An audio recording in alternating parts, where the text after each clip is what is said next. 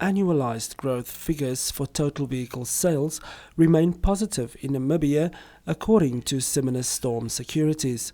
What we found particularly interesting is that if you compare the 2014 end-of-year number with that of 2013, it's over 50% increase in new vehicle sales. So despite the fact that we normally have a seasonal adjustment where vehicle sales do decline in November and December, these numbers are still way higher than what they were previously. I think 2014 will stand out as an outlier. We had vehicle sales coming in total, over 20,000 vehicle sales were sold. And this tells us that the appetite for new vehicles has generally increased in Namibia. Government remains the biggest buyer of new vehicles, says Kavishe. He adds that low interest rates last year contributed to the increased vehicle sales.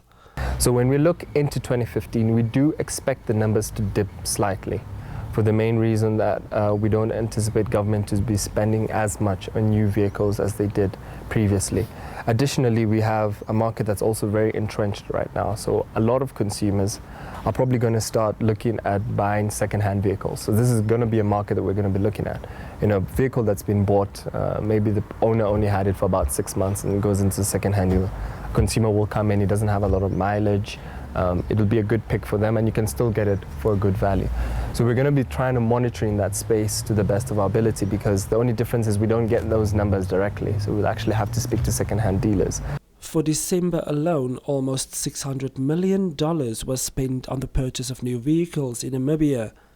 The country has spent an estimated $7 billion on new vehicles for 2014. Almost 22,000 new vehicles were sold during the said year.